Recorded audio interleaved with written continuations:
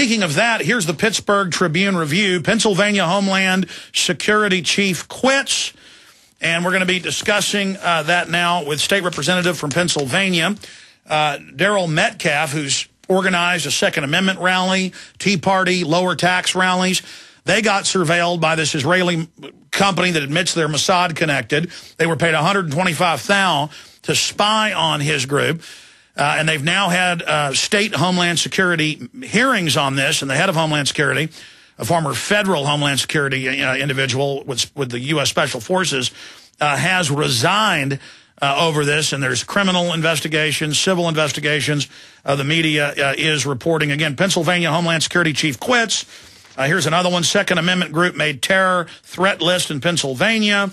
Cranberry lawmaker asked why his rallies made terror list. That's Daryl Metcalfe. House to vote on Stand Your Ground gun bill today. We'll also get his take on that interesting Second Amendment legislation in Pennsylvania. But remember, this is going on all over the country. And it's not just Israelis. It's British. It's others. And this country's wide open for foreigners to come in and spy on us. But if you, as a citizen, spied on people like this, you'd be arrested for wiretapping. Daryl Metcalfe is recognized by the Pittsburgh Post-Gazette as Pennsylvania's General Assembly's #1 conservative and multi-time highest-ranking lawmaker on the Pennsylvania Liberty Index. He also heads up state legislators for legalimmigration.com. He's the founder, and he joins us. He represents District 12. Good to have you here with us again, sir. Good to be with you again, Alex. Thanks for having me today. Well, a lot has happened. Recap what originally was discovered, what you've since discovered in the hearings, and where all of this is going.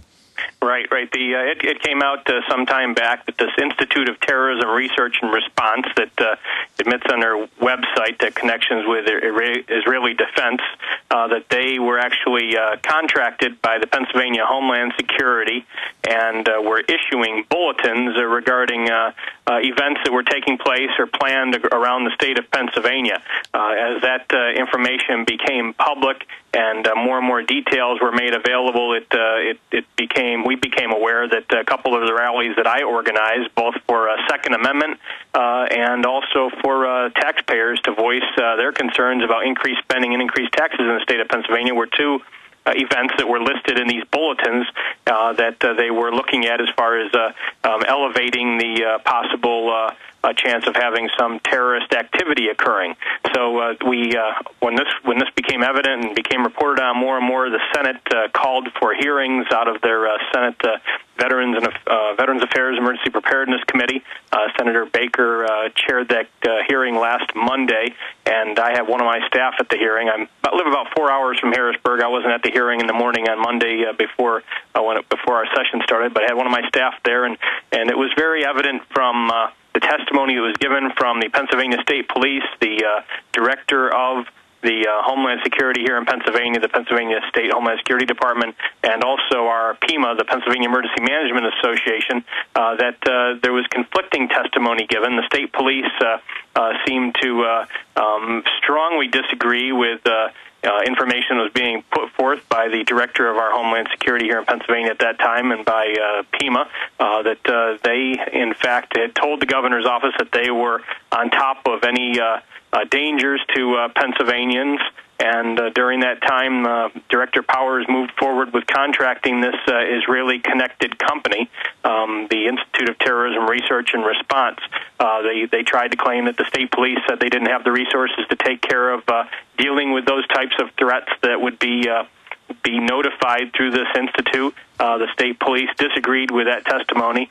So, as things percolated through the week last week, I had sent a letter the week prior asking a series of questions to the director of our Homeland Security in Pennsylvania as to what was done with this information. Was surveillance launched on the rallies that I had participated in and had organized, actually? Were wiretaps initiated? If so, by on whom?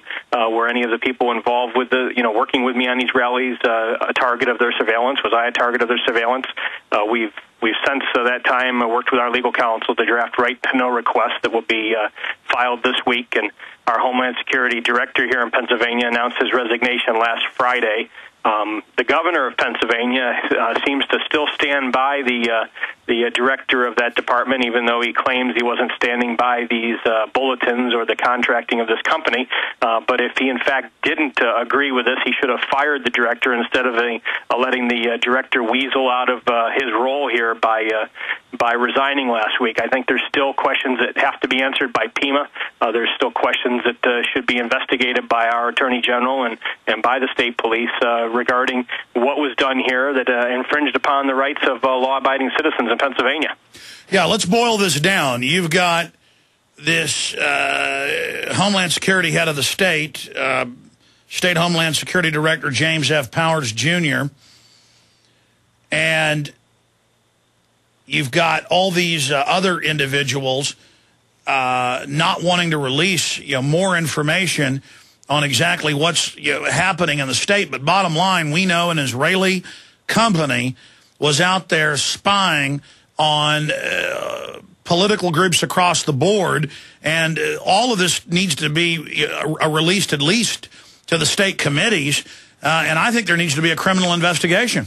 I would agree, and I think the state police had testified that due to these bulletins that were being issued through the Pennsylvania Homeland Security, that they ended up chasing fires around, and that it was irresponsible reporting. That in fact this institute was not vetting the information that they were releasing properly. That they were very irresponsible in the way that they were releasing the information to local law enforcement around Pennsylvania, and just such a irresponsible way that they were trying to actually take care of what they were contracted for, when even the initial contract should have been under question, that they would actually contract someone that would start to launch these types of well, number one, this is secret police activity and smacks of East Germany or Soviet Russia or Nazi Germany or Maoist China. But if it's going to be going on, it's one thing if it's the state police, because they're accountable to the legislature and they're from here. But when you find out then it's foreign groups doing it, and Israel's got this big history of espionage in the U.S., and the ADL and others caught infiltrating police departments in the past. Clearly, this is an infiltration operation, but the federal Homeland Security is fully infiltrated, so this seems to be par for the course. And now we have ABC News 4 and others out of Utah reporting that the Israeli art students have popped back up, asking about the NSA center being built in the area, in the neighborhoods around it, trying to get HUMAT on the ground. I mean, look, I'm no rocket science when it comes to intelligence and counterintelligence, but this is classical infiltration going on, and it's coming from a law enforcement perspective. I mean, this is amazing. Well, it's just, and the infiltration was fully embraced by officials here in Pennsylvania and our state government that were appointed and hired by our governor's administration. Our governor has been known to say one thing and then do another, and the man has been caught in one lie after another while he's been in office.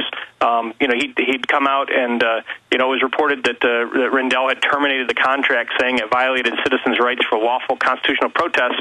That was reported that he terminated the contract, and then more information comes out. No, the contract really hadn't been terminated. They just weren't going to renew at the end of October, and this company was being paid the full amount of money that they were initially contracted for, even after turning out all of this bogus information and listing law-abiding citizens who were actually protesting and maybe not allowed in other parts of the world to do what we've been doing, but fully under our, the God-given rights that are affirmed in our Constitution, that we have a right to do what these folks were doing, and then being listed as being potential terrorist threats. And to be clear, we're talking to State Representative Daryl Metcalfe of Pennsylvania. Now, correct me if I'm wrong, but reading these reports, only a fraction of their activities has been leaked. And so we better believe if one state representative and mainline Second Amendment groups and mainline Tea Party, folks that want a balanced budget are being spied on and listed as potential terrorists and threats to infrastructure, this is going to be a lot more widespread. Well, that's exactly right. I think, we've just seen the tip of the iceberg, as that old cliche goes. But this, I think every American has to really see a red flag go up when they hear of this type of activity taken by an administration, be it Pennsylvania or the Rendell's administration in the Pennsylvania government or the Obama administration at the federal level. That when you're going to start having taxpayer resources, taxpayer-paid public servants spying, surveilling, looking into the activities of law-abiding citizens. I mean, there's enough criminals on the streets that they should be utilizing every resource we have to go after those, MS-13 gangs and the drug cartels and the gangs that are committing violent acts against our citizens daily in every city in this country. That they turn around and use those resources, those limited resources, to target law-abiding citizens in the process of violating our rights. I mean, it just really reeks of that tyrannical type of oppression, that tyrannical type of intimidation that you had mentioned from Eastern European countries before the Cold War came to an end. So but even in Eastern European countries, if foreigners were brought in to be the secret police, right, no one would put up with this. And I've seen in press reports dealing with the Total Information Awareness Network and a lot of this spying and data mining, it is foreign companies that are running it and doing it. And that came out in the FEMA NLE-09 drills that intelligence agencies from 14 countries were helping run drills against, quote, domestic terrorists. And then you find out that domestic terrorists are people that say, hey, my taxes are too high, or hey, you're not getting my guns, or hey, I don't want government-run health care, or hey, I don't agree with the FCC diversity czar praising censorship like Hugo Chavez does. I mean, I think we need to really recognize that the government's having to contract with foreign groups because what they're doing is criminal, and they've got to keep this covered up. I mean, you can't get much worse than foreign military-connected groups spying on citizens, and then they look at you like you got three heads because you're demanding to find out the full extent. How do we find out exactly how bad this really was? That's exactly right. I think the individuals involved in this and some of the things that you just listed, whether it's Ed Rendell and Obama's disdain and total disrespect for the constitutional rights of law-abiding American citizens to actually execute their right to bear arms, their right to free speech. I mean, these people are globalists in their thinking. I mean, they look at themselves as world citizens, not American citizens. They're authoritarian tyrants. Well, and they embrace these socialist leftist policies of the Eastern Bloc nations that when I was in the military we were prepared to go to war against during the Cold War.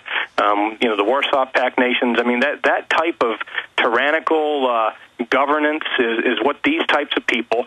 Ed Rendell, I mean, his wife, I wrote an article on his wife, being interviewed. She's a federal judge, talking about having a benevolent dictator would be a good thing because then we could get some of these health care issues and gun control. Oh, we've heard this from hundreds of Obama supporters. Right. I mean, Woody Allen. I mean, the list goes on and on. They're just constantly saying we need a dictator. Well, that's where they come from, and that's why they're not slow to embrace hiring somebody like this Israeli-connected company that was working with our State Department here to surveil and issue these types of reports to spy on American citizens, law-abiding citizens. I think our activities here now, as far as trying to push for an answer, is to continue to press now the PEMA secretary, who's still in place, that hasn't resigned yet, and it sounds like he was, joined at the hip with the... I'll tell you what, stay there, sir, a little bit longer. We appreciate your time. We'll give out the websites on the other side about where this investigation's going, how my listeners and others, and especially in Pennsylvania, can really get a true investigation going to break open this barrel of snakes. We'll be right back.